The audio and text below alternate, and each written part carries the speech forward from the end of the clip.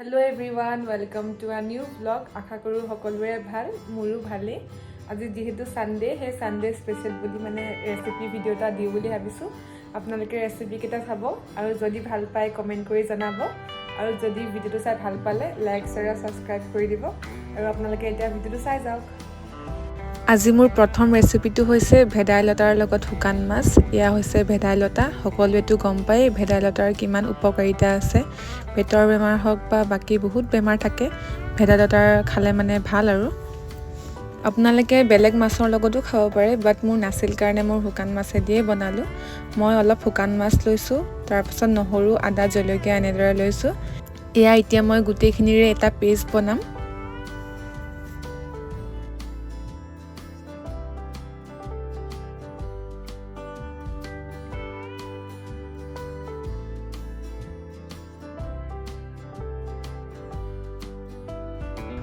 প্ৰথমতে মই শুকান মাছখিনি অলপ ভাজি লম। শুকান মাছখিনি মই অলপ টাইম বইল কৰিছিলো, যেহেতু বইল কৰিলেও মানে কেঁচা গোন্ধ এটা থাকি যায়, সেইকাৰণে মই ভাজি লৈছো অলপ। মাছখিনি ভজাৰ পাছত মই একেখিনি তেলতে অলপ মেথি গুটি আৰু নহৰু ভাজি লৈছো। প্ৰথমতে পিয়াজ দিয়া নাই বাৰু, মই আপোনালোকে দিব পাৰে, বাট মই মানে এনেদৰে খাই ভাল পাওঁ।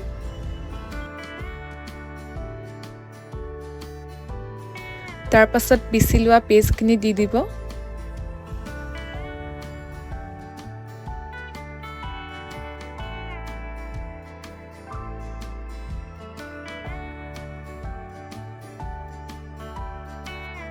এতিয়া ভেদাইলতাৰ জোল বনি আছে, শুকান মাছৰ লগত বনাইছো। অলপ টাইম ভজাৰ পাছত হালধি আৰু নিমখ দি দিব। নিমখ অলপ দিছো।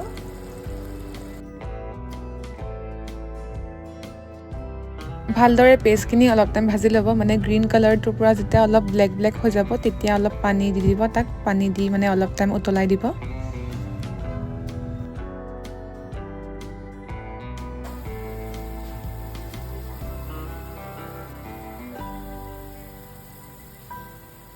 উতল অহাৰ পাছত ভাজি থোৱা শুকান মাছখিনি তাত দি দিব। তাৰ পাছত আৰু বেছি টাইম নালাগে, মানে 3-4 মিনিট হ'লেই হৈ যাব। এয়া আমাৰ ভেদাইলতাৰ জোল শুকান মাছৰ লগত ৰেডি হৈ গ'ল। কেনেকুৱা পালে ৰেচিপিটো কমেণ্ট কৰি জনাব। বহুত হেল্ডি হয়, আপোনালোকেও ট্ৰাই কৰি চাব। আজি মোৰ নেক্সট ৰেচিপিটো হৈছে কচুৰ লগত কণ বিলাহী পিটিকা। যিসকলে খোৱা নাই, সঁচা কৈছোঁ এইটো বহুত টেষ্টি ৰেচিপি হয়। যিসকলে ট্ৰাই কৰা নাই এবাৰ হ'লেও কৰিব, বহুত ভাল লাগে মানে খাই। মোৰ ফেভৰেট হয় একদম, আপোনালোকেও ট্ৰাই কৰিব।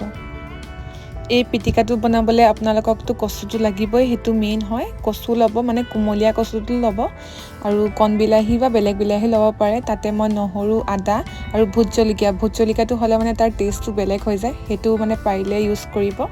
ইয়াৰ ফাৰ্ষ্ট মই কণ বিলাহীকেইটা কেৰাহীত দি লৈছোঁ। তাৰ পাছত মই কচুখিনি তাৰ ওপৰত দিম। এইটো মানে এটা ষ্টিম ৰেচিপি হয়। কচুৰ মানে বহুত বেলেগ বেলেগ ৰেচিপি আছে, আপোনালোকে জালুকীয়া বনাই খাব পাৰে বা দাইলৰ লগত দিও খাব পাৰে, বাট মই এইটো ষ্টিম বনাইছোঁ। এই পিটিকাটো মানে বহুত সোৱাদেই বেলেগ হয়, মানে আপোনালোকে এইটো এনেদৰে বনাই ট্ৰাই কৰি চাব। নহৰু, জলকীয়া সকলোবোৰ দিয়াৰ পাছত ঢাকন লগাই দিব।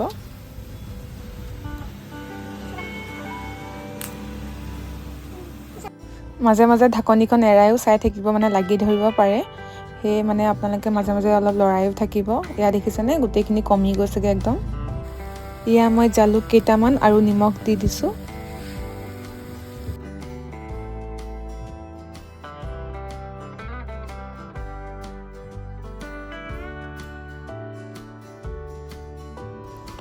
এয়া মোৰ কচু পিটিকা অলমষ্ট হৈ গৈছে, দেখিছেনে কিমান কমি গ'ল। লাষ্টত মই অলপ নেমু চেপি দিছোঁ। নেমু চেপি সকলোবোৰ ভালদৰে মিক্স কৰি লৈছোঁ। আপোনালোকে এবাৰ ট্ৰাই কৰি চাব, এনেদৰে বনাই বহুত টেষ্টি হয়। আশা কৰোঁ আপোনালোকে এই ৰেচিপিটো ভাল পালে। আজি মোৰ নেক্সট ৰেচিপিটো হৈছে চেংমৰাৰ লগত কুকুৰাৰ মাংস। চেংমৰা চাগে বহুতে চিনি নাপায় বা দেখা নাই। ইয়াৰ মই ফটো দুখনমান দি দিছোঁ। এইটো এটা জংঘলী শাক হয়। ইয়াৰ মানে বহুত উপকাৰিতা আছে আৰু খাবলৈও বহুত টেষ্টি হয়। ইয়াৰ মই চেংমৰাখিনি ভালদৰে কাটি লৈছোঁ। তাতে মই আলু, পিঁয়াজ, নহৰু, আদা পেষ্ট আৰু মানে কেপচিকাম এটা আছিল তাকে দিছোঁ। আপোনালোকে চাওক মই কেনেদৰেনো বনাওঁ। এয়া মাংস অলপো লৈ লৈছোঁ।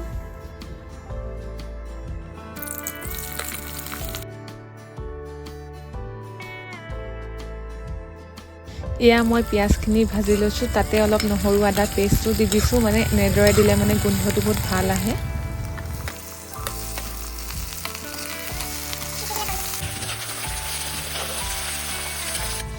এয়া মই হালধি অলপো দি দিছোঁ। মই মানে মছলা একো নিদিওঁ, মানে মছলা মই একেবাৰে নাখাওঁ, অকল আদা নহৰু পেষ্টে দিয়া হৈছে। এয়া আলু এটাও দিছোঁ।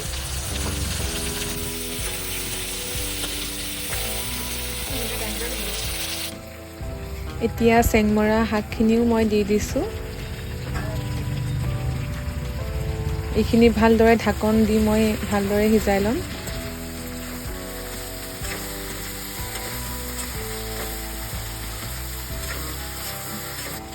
এতিয়া বিলাহী আৰু কেপচিকামো দি দিছোঁ।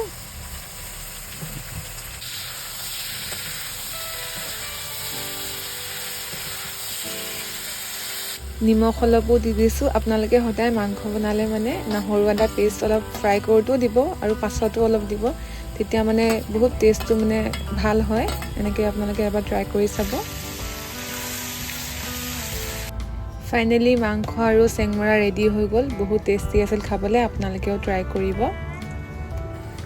এয়া মই লোকেল ডিম এটা বইল কৰি লৈছোঁ খাবলৈ।